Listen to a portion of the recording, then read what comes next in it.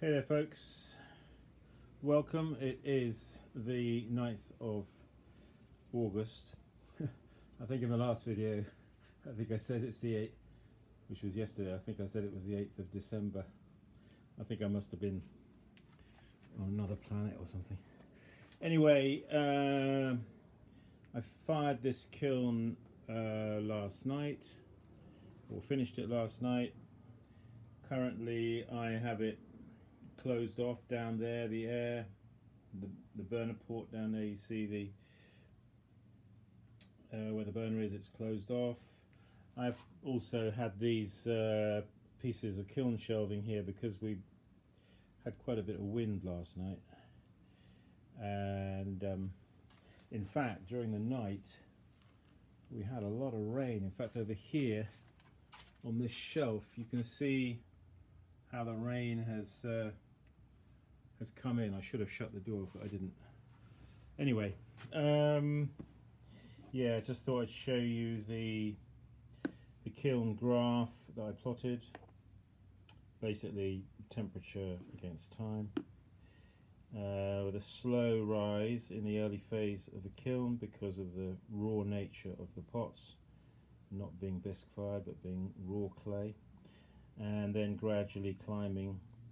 I generally have a sort of period here in this zone, which is sort of between, say, 13 and 1600 over here, in this general area where I'm trying to burn off the organic matter in the clay. So that's a little bit extended with not too much temperature rise, and then we go on up until we get to reduction point, which in this case was around about 2000 degrees.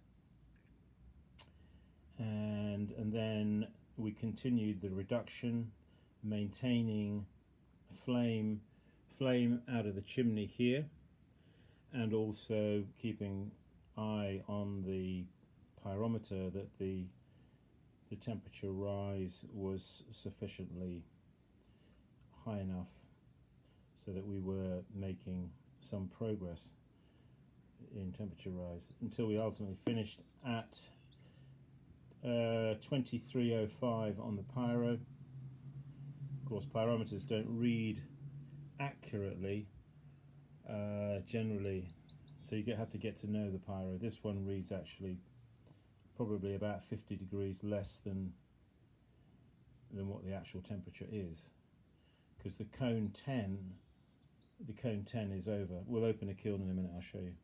Anyway, that's the kiln graph. Let's open the kiln. Let me just put this over here. Right, let's see what kind of result we've got.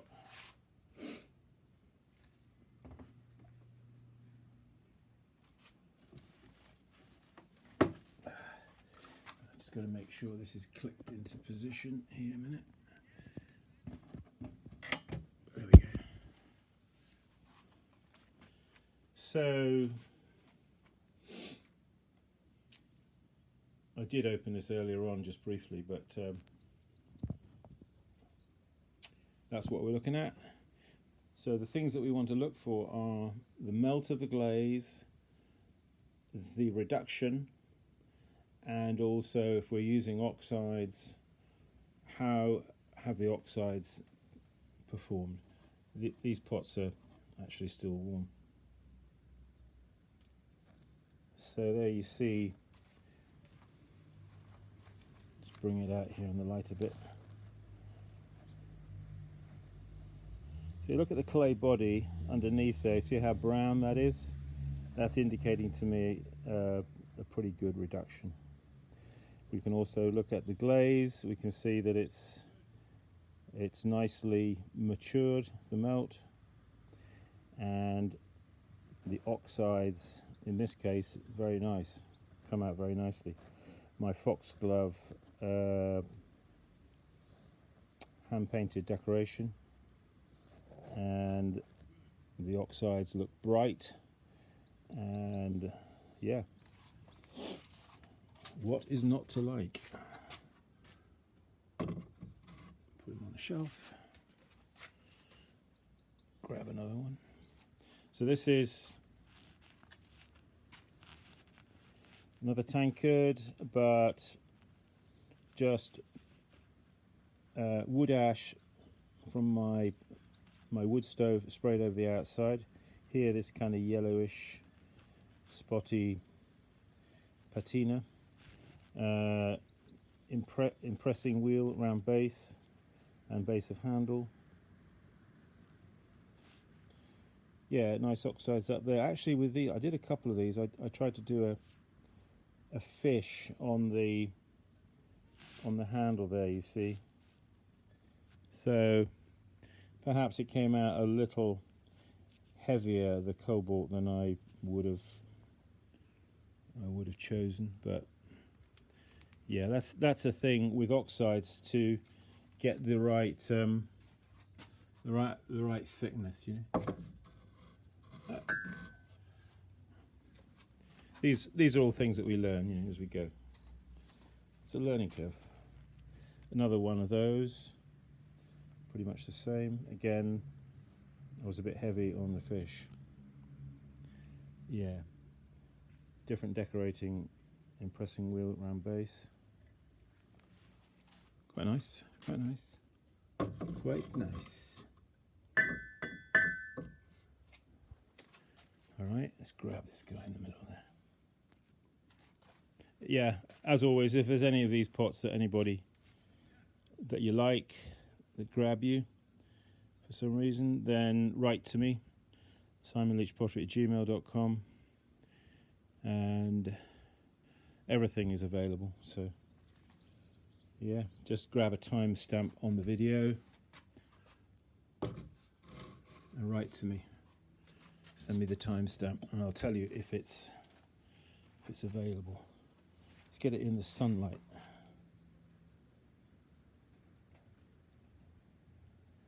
So this decoration, this foxglove, is not original to me.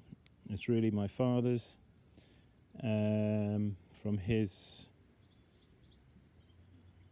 pottery, the Lower Down Pottery in Devon, England. David Leach, my father, and I've basically carried on doing it because I think it's a good decoration and there's nobody else doing it. Well, I used to do it for Dad when I worked for Dad, you know, so back in the day. Whoa, Simon. So some of these I've actually added some spatter. You see these kind of a few little iron spots which I've added, as just sometimes it's nice to do that. Yep, be nice.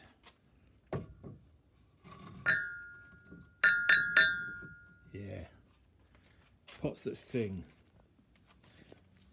Okay, this little shelf here, just wiggle it a bit and then lift. I'll find a place for him.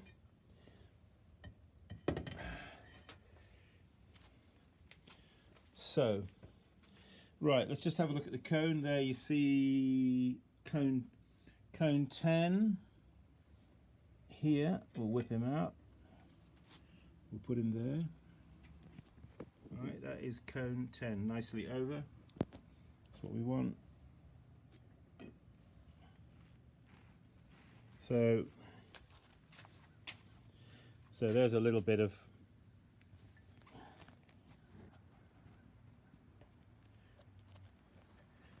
the kiln shelf there stuck. Yeah, that's pretty nice, isn't it? Pretty nice, I say. Yeah. This is a celadon glaze, we call this. Good iron, very nice. Yeah, write to me if any of you, if you want any of these pots. They're hot off the press. Here we go, we got a little something different here. What's this? Ooh. Whoa, that's a nice little number, isn't it?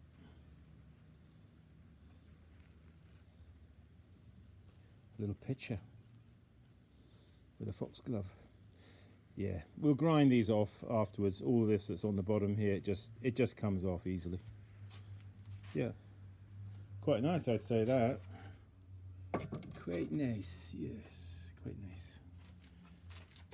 Here we go. Yep, another one of those. Sorry, I know I'm moving the camera around a bit at the minute, but I want you to see what I got here. So let's just grab these down the side here, bring them up, have a look at them. Nice little foxglove there, and this one. These are like little cups, you know, maybe for wine.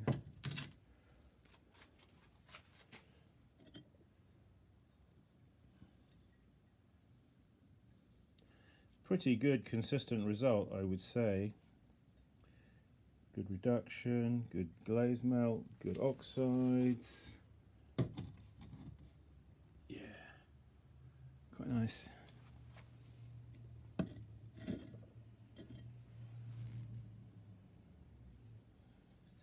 Yeah, if there's any of these that you fancy, just drop me a line. Simon Leach Pottery at gmail.com.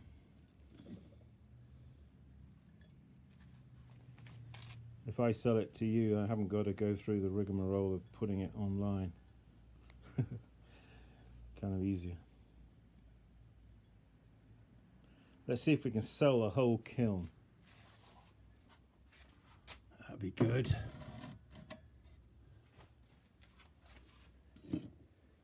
Yeah, tankards, I usually sell these tankards. Currently they're $46 each, which I think is a fair price. I mean, in this day and age, and looking at what other people are selling. You'll find that these tankards, if you haven't experienced them, are light. They're not heavy. They are finely thrown with a wall thickness that they're not chunky and heavy. There's no, you know, clays all up from the bottom. There's no thick, heavy corners down there. They're not trimmed. They are thrown as you see them. That's why we try and teach people on my Keep Practicing workshops how to throw cylinders properly, because once you can do that, you can throw properly. You know, you haven't got to be using you haven't got to be throwing thick and then having to trim, because you really don't want to be doing that. Yeah. Da, da, dee, da, da. Is that it? Oh no. Two little hideaways down there. Two little hideaways. Yeah. Same as the previous ones. Very good. Not 1 second. All good. Okay, I'll put the cone up there on the shelf so you can see it. All right, there in that frame there, you have the contents of that firing and the cone on the right. Hey folks, thanks for watching. Appreciate your time and hope this video was helpful to you. And yeah, if you're interested in coming on one of my hands-on workshops, write to me at simonleachpottery@gmail.com. There are spaces available going into the fall. I'm actually going to be away in UK for a couple of weeks from September, but okay, thanks for watching. Keep practicing. Bye for now.